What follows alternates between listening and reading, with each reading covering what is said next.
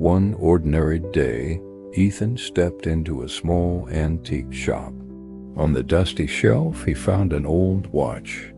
The shopkeeper looked at him with serious eyes and whispered, "Be careful. This watch is special." Curious, Ethan pressed the button, and in that instant, the world stopped. Cars froze in the middle of the road. Birds hung motionless in the air. People were statues of silence. Only Ethan could move. At first, it felt incredible. He could drink coffee without paying, skip every line, even walk into concerts for free. It was fun for a while, but soon the silence grew heavy. The frozen world was not a playground. It was cold and lonely. Then something impossible happened. A girl moved in the frozen world. Her name was Lyra.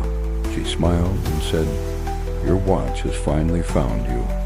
It's not a toy, it's a key."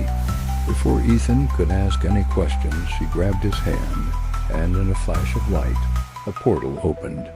They stepped through into a realm beyond time. Shadows moved without bodies. Whispers echoed without voices. It was beautiful and terrifying. Then from the darkness, a figure appeared. A man with a broken watch strapped to his wrist. He called himself the Timebreaker. "That watch belongs to me," he growled. "With it, I will control all past and future." He lunged at them, and Ethan instinctively raised his hand. The frozen world was under his control, but fighting the Timebreaker took more power. The watch glowed brighter, allowing Ethan to see more clearly. He saw grand halls with rivers of gold and jewels, palaces of glass and crystal, mountains that touched the clouds, all shimmering and sparkling like stars. The Timebreaker was getting stronger, feeding off the energy of the frozen world. With a final burst of speed, he knocked Ethan to the ground and snatched the watch. In that moment, everything changed. The watch slipped off Ethan's wrist and cracked, sending shards of ice flying everywhere. The flow of time shattered. Day became night. Past collided with future. People from different eras stumbled out of the rifts, confused and scared. The very fabric of reality was tearing apart.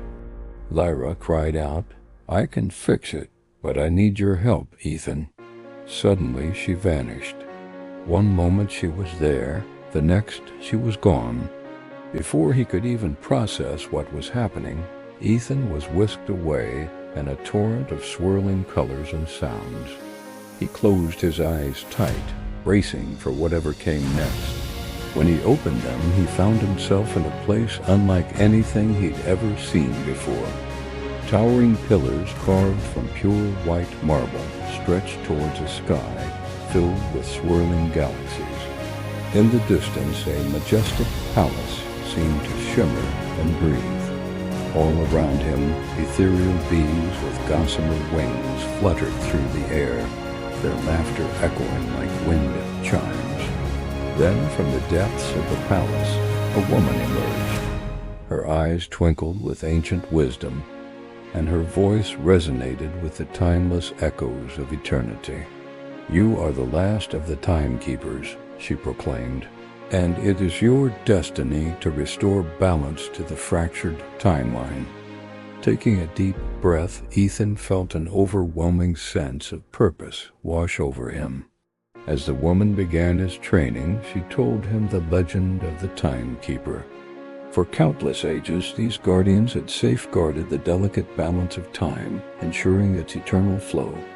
Each Timekeeper wielded a mystical watch, capable of freezing time or leaping between moments to correct imbalances. But now the fractured timeline threatened to consume all of existence. Guided by the woman, Ethan delved deeper into his powers. He learned to manipulate time, freeze moments, and mend the tears in the fabric of reality.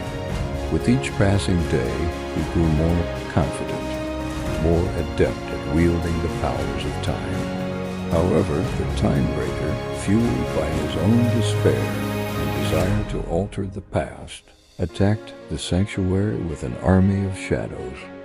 Many Timekeepers fell in battle.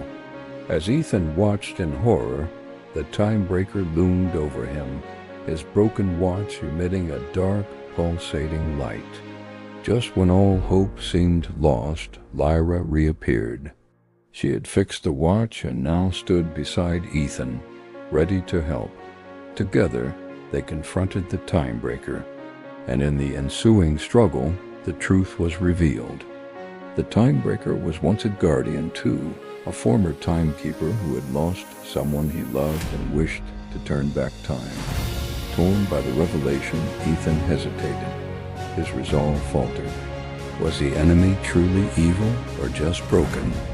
In that moment of uncertainty, doubt cracked Ethan's watch, unleashing a torrent of temporal energy. Day turned to night, past and future intertwined, threatening to consume all of existence.